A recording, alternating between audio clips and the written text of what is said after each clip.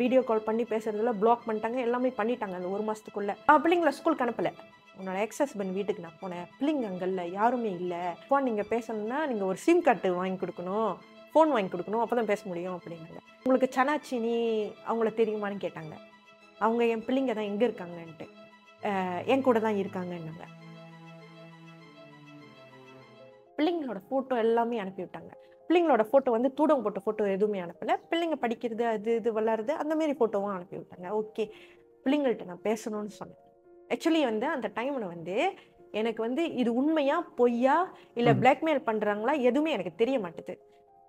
பிள்ளைங்கள்ட்ட நான் பேசணும்னு சொன்னேன். பிள்ளைங்கள்ட்ட பேச முடியாது, பிள்ளைங்கள்ட்ட பேசுறதுக்கு முன்னாடி நீங்கள் வந்து என்னைய வந்து பாருங்க அப்படின்னாங்க. சரி ஓகே, உங்களை வந்து நான் பார்க்குறேன் அப்படின்னு. எதுக்காக உங்களை பார்க்கணுன்னா, அவங்க பேங்க் அக்கௌண்ட் திறக்கணும், அதுக்கு என்னோட சைனு வேணும்னாங்க. அவங்க பிள்ளைங்களோட பேர் இல்லையா? பிள்ளைங்களுக்கு பேங்க் அக்கௌண்ட் திறக்கணும், அவங்களுக்கு வந்து உங்களோட சைனு வேணும் அப்படின்னு என்கிட்ட கேட்டாங்க. நான் உங்களை பார்க்கணும், உங்கள்கிட்ட ஒரு முக்கியமான விஷயத்த பேசணும். அது ஒரு 2 வீக்ஸ் அந்த கன்வர்சேஷன் ஓடிக்கிட்டு இருந்துச்சு. ஒரு 2 வீக்ஸ் அந்த மாதிரி ஓடிக்கிட்டு இருந்துச்சு. ஓகே, அவங்க பார்க்குற டைமில் அவங்க வர டைமில் வந்து எனக்கு வந்து Chinese new year, main power பத்தலை. என்னை வந்து எனக்கு வேலை அந்த இடத்துல முக்கியம். எனக்கு வேலை இருந்தால் தான் என் பிள்ளைங்களை நான் பார்த்துக்க முடியும், வேலை முக்கியம். ஸோ வந்து எனக்கு அந்த சைனீஸ் நியூ இயர் எனக்கு லீவு கொடுக்க மாட்டேன்ட்டாங்க. லீவு வந்து பிள்ளைங்க சைனீஸ் பிள்ளைங்களாம் எடுத்துகிட்டு போயிட்டாங்க. அந்த பிள்ளைங்க வந்துட்டோட நீ போய்க்க அப்படின்ட்டாங்க. ஓகே, 2 வீக்ஸ் என்னி ஒரு 2 வீக்ஸ் எங்களுக்குள்ள கன்வர்சேஷன் ஓடிக்கிட்டு இருக்கு. நான் வந்து கெஞ்சிறேன், பிள்ளைங்கள்ட்ட பேசணும் அப்படின்ட்டு. கொடுக்கல, பேச விடலை. அப்புறம் பிள்ளைங்க இந்த மாதிரி இஸ்லாமில் புந்திருக்கு, அந்த ஒரு விஷயம் எதுவுமே என்கிட்ட சொல்லவே தெரியாது, எதுவுமே எனக்கு தெரியல. உங்களை பார்க்கணும், உங்கள்கிட்ட பேசணும், உங்களோட சைன் வேணும் அப்படின்னு தான் என்கிட்ட சொன்னாங்க. இதை தான் என்கிட்ட சொன்னாங்க. நான் பேங்க் அக்கௌண்ட் திறக்க போகிறேன், அதுக்கு தான் சைன் வேணும் அப்படின்னு சொன்னாங்க. ஓகே அப்படின்னு. தென் வந்து அவங்களோட பேசுகிற வார்த்தை வந்து ஆஷான்னு வந்துச்சு.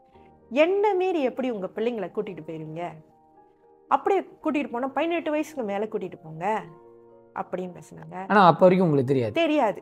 எனக்கு அந்த ஒரு கிணற்று தவளையாக இருந்தால் இந்த ஒரு விஷயம் இருக்குன்னு எனக்கு தெரியாது. அந்த ஒரு இது இல்லை எனக்கு. பிள்ளைங்களோட ஃபோட்டோ வந்து ஓகே, பிள்ளைங்க சேஃபு, பிள்ளைங்க இது அப்படி தான் தோணுச்சு எனக்கு. அந்த ஒரு இது இல்லை. இன்ஸ்பெக்டர் நபிஹாக்கு நான் ஃபோன் அடித்தேன். இது உண்மையா பொய்யான்னு தெரியல, ஆக்சுவலி நான் உங்கள்கிட்ட கேஸ் இருக்கு, நீங்கள பாருங்கன்ட்டு. அவங்க ஃபோன் எடுக்கலை, அந்த டைமில் ஃபோன் எடுக்கலை. ஓகே, ஃபோன் எடுக்கலை.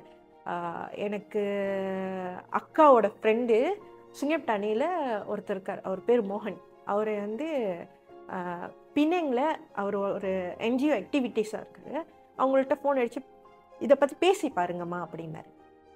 பேசினேன். எனக்கு ஒரு பட்டு சந்தேகம் தான், ஆனால் இங்கே வந்து பேசினேன், அவர்கிட்ட பேசினேன். அண்ணன் இந்த மாரி பிள்ளைங்க இந்த இடத்துல, எனக்கு டிவோர்ஸ் கிடச்சிச்சு, பிள்ளைங்க இந்த இடத்துல இருக்கிறதா கேள்விப்பட்டேன், ஸோ உண்மையா இல்லையான்னு எனக்கு தெரியலண்ணே அப்படின்னு கேட்டப்ப, சரி ஃபோன் நம்பர் கொடுங்கம்மா, நான் பேசுகிறேன் அப்படின்ட்டாங்க.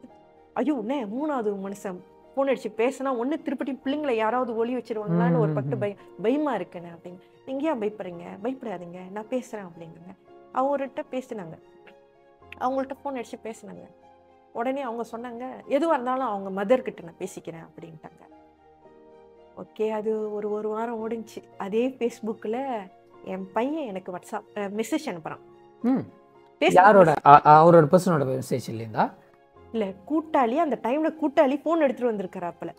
அந்த டைமில் வந்து பையன் வந்து அந்த ஃபோனை எடுத்து என்னோட ஃபேஸ்புக் ஐடியை வச்சு மெசேஜை அனுப்பி, அம்மா நான் இங்கே இருக்கேன், லொக்கேஷன் அனுப்பி, லொக்கேஷனு வந்து அனுப்பலை, அதாவது ஸ்க்ரீன்ஷாட் பண்ணி அனுப்பி இந்த இடம் பேரை போட்டு அவரை ஃபோட்டோவை போட்டு அனுப்பி விட்டார்.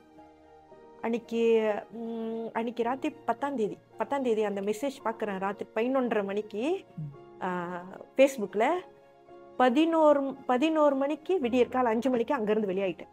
லீவெல்லாம் எதுவுமே அப்ளை பண்ணல, அங்கேருந்து வெளியாயிட்டேன். சரி, எப்படி வந்தீங்க? டிரைவ் பண்ணிட்டு?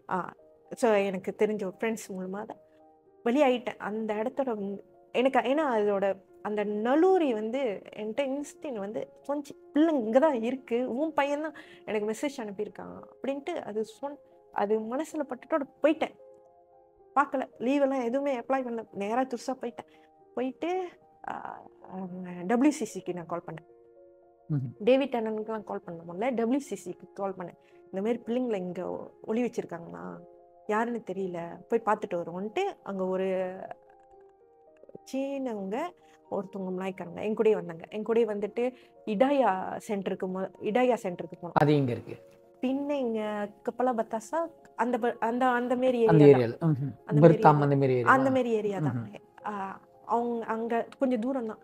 சார் அங்கே போயிட்டு கேட்குறோம், பிள்ளைங்க அந்த மாரி பேரை வச்சு கேட்குறோம். இல்லை அப்படின்ட்டாங்க. பிள்ளைங்க அந்த மாரி இடத்துலலாம் இல்லை,